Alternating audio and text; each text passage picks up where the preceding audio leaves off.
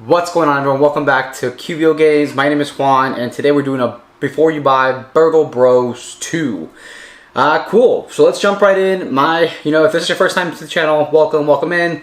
If you like what I'm doing, if you like this review or video, drop a like, comment, or subscribe. Let me know what you think. And yeah, let's get started right away. I'm trying to make sure we make the videos kind of short, nothing too crazy long like I've been doing recently. That's kind of not the goal here. I know right now I just want to make sure that we explain the game correctly, get you a good review, and also make sure that we have fun while doing it, which is the most important thing for both of us, you the viewer and myself. Excellent, so let's get going.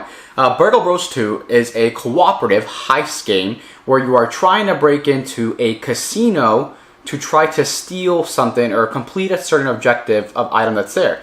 The interesting part about Burgle Bros 2 is that you never really know what the end objective is. And the reason why is because there are heist cards, and heist cards are actually random when you just don't play the campaign. If you're playing the campaign, then yeah, you're playing it,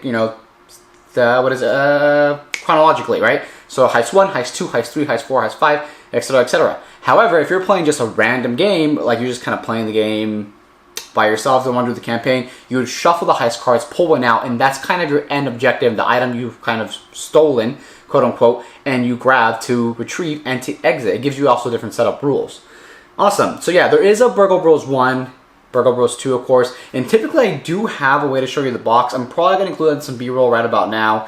And yeah, the box looks, I love the way it's very thematic, right? It's showing you the quote-unquote casino, or one of the casinos, could be multiple, that you are basically breaking into to steal. The whole box is the storage of the game, and you also use that in the game.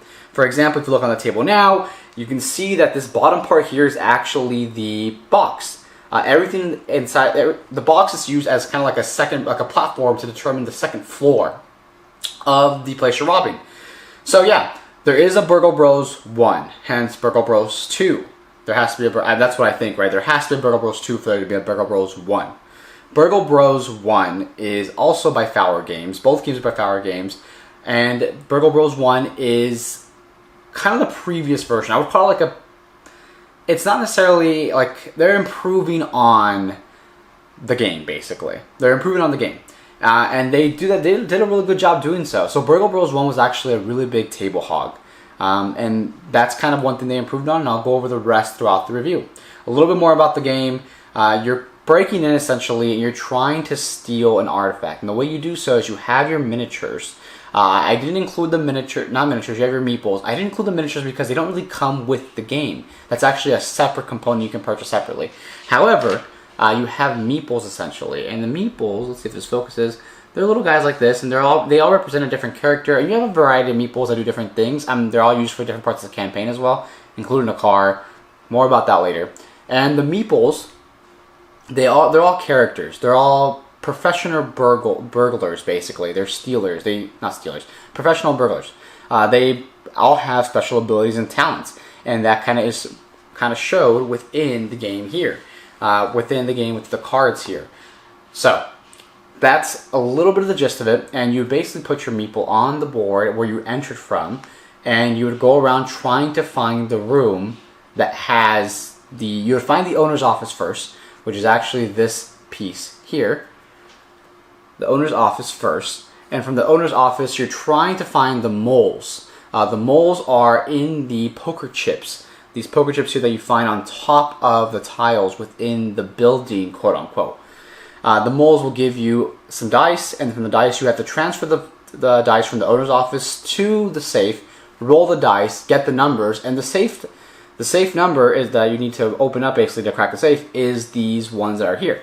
There's 3 going this way, 3 going up. So for example, if the safe was in the middle, it would be the 2 tiles here. 1, 2, 3. Oh, my patch.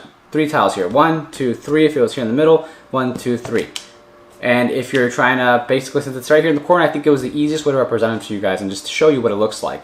Everything in the middle here, these are walls that are placed randomly at the beginning of the game. Not really randomly. Someone just they take turns putting a wall down, and you build out the format.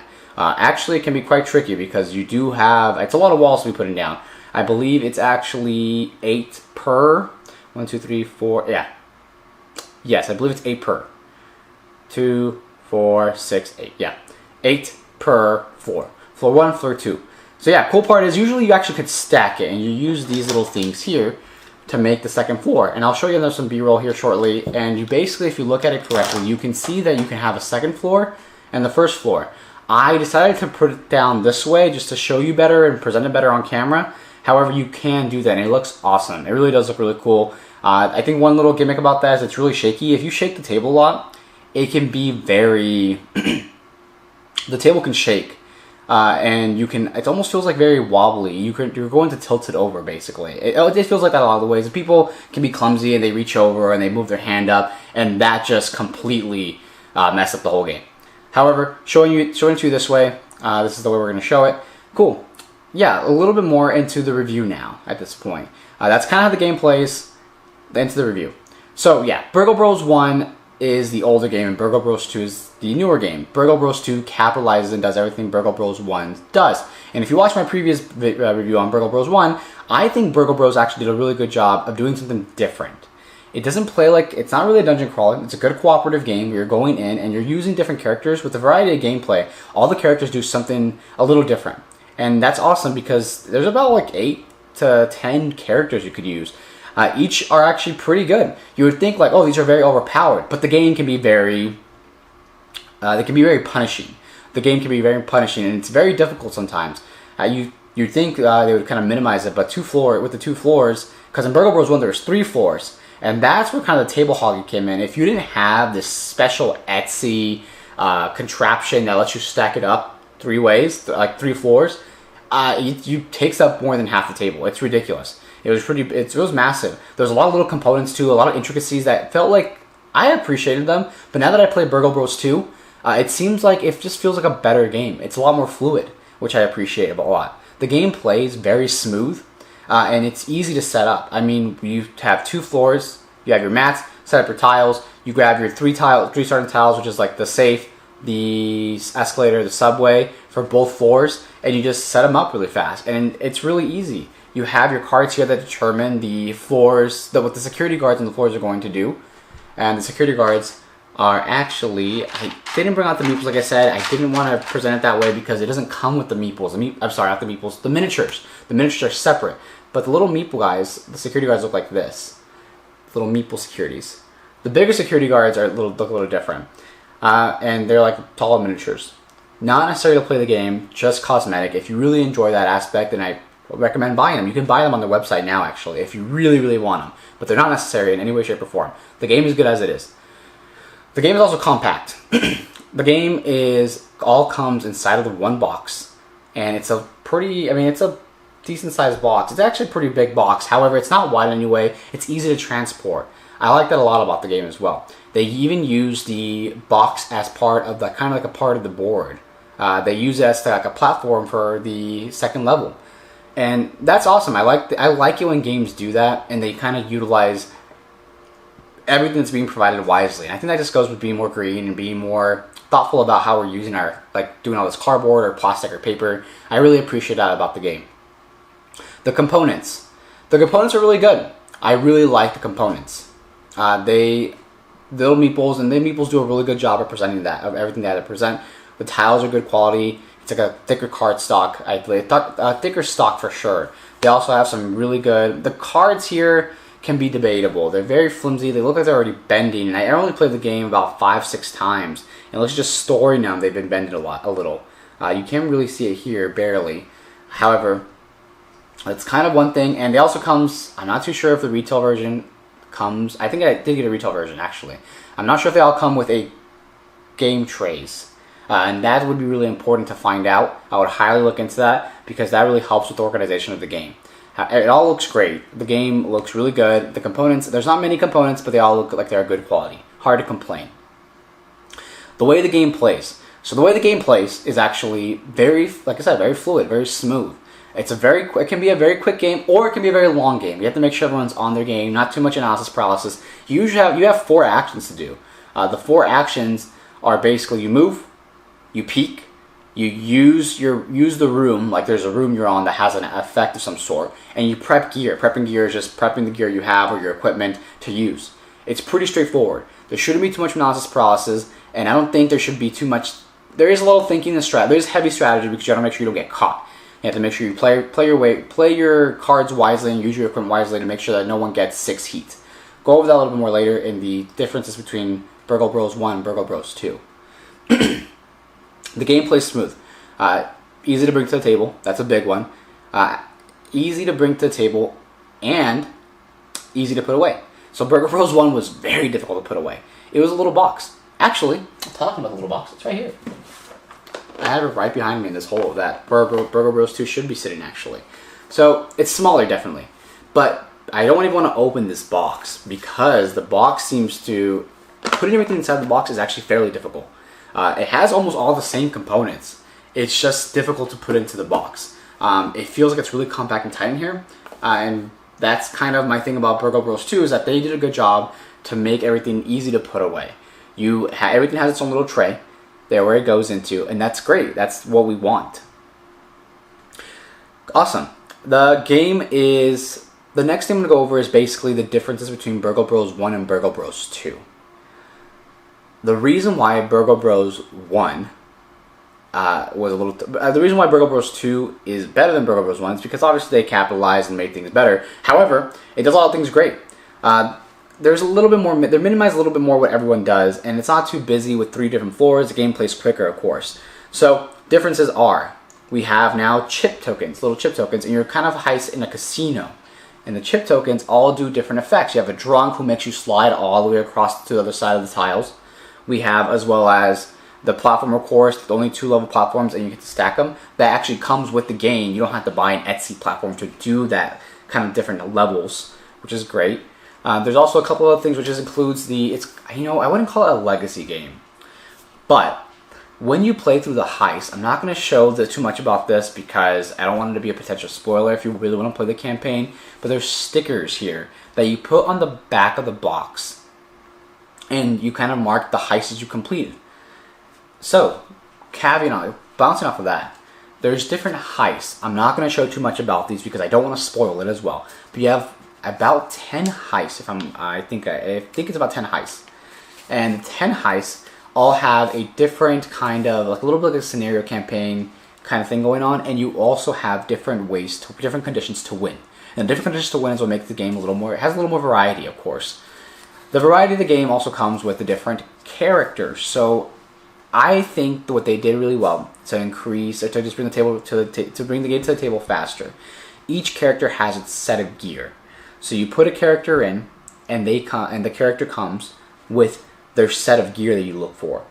In Burgle Bros 1, you have to go hunt for items, which it's not that bad. It's really fun to have the luck of the draw, but that adds more cards, more setup, more to think about. And here this is the starting gear. That's what you have, unless another new component that comes in is the pool and lounge cards. They sometimes can throw they're there to throw curveballs at you. If you land on one of the tiles, just the lounge tile or the pool tile, which is up here, you get to pull one of these cards. And we'll do an example, right? You go to this pool, you get a splash zone card. Discard one of your face-up prep gear cards of your choice. Take one gear card at random from among all characters not in play and prep it without spending an action. That's actually the right card. So basically that card would make you discard one of your cards, one of your gear cards here, and then pull one at random from the rest. There's a bunch. And you also have lounge cards. And the lounge cards, if you pull one at random, thirsty. The bouncer sets its destination to the current player's tile. So the way you track that is by using this little piece here, which tells you where to go, or it tells the security guard where it's going to go. For example, when we pull this card from here, it says C4. He's already on C4, so we put him here. This is his destination. He only moves 3 every time. There used to be a dice that marked how many spaces they go, and it would go up depending on the heat level. It would go up depending on the items we found, I believe. So that's still going on the differences about it. They actually did a lot to improve the game. Pool lounge cards are new. The little poker tiles are new as well. They made the game 1 floor less, which is awesome, and I feel like it's perfect. That's excellent. Security guards they move a set 3 every time unless you get it to the end of this deck. If you go through all this deck, which all just represents a new location that the security guards are going to, they start hunting. So they don't really go to a set location marked by this exclamation point. They go directly towards the player on that floor. That's also new, and they added a couple more things like the heist cards. And these heist cards actually act, when you complete one, you actually get a reward. They all come in here. I'm not going to show you a lot about this. I'm just going to tell you there's different things like items, different things that would help you throughout the game as well. And like I said, it's mostly just items from my understanding. I played 4 scenarios so far, so more to come if I find out more. And it plays almost exactly the same as Burgle Bros. They just minimizes a couple things. That's honestly that, and also heat, right? So when you get caught, you get 3 chances to get caught. But if you get 6 heat, game's over right away. You lose. Any player does. That's the 3 chances. The 3 chances to get caught is because you get 2 heat. 2 heat are represented by these little red tokens, or a little bit of cubes. And on your character card, if you look there, you have little squares that are looking a little light that blend in with the back, and you mark how much heat you have there. Really hard to take off. I think there's actually a specific room that can do it, and also I think there's a character with the gear that can help you take off heat.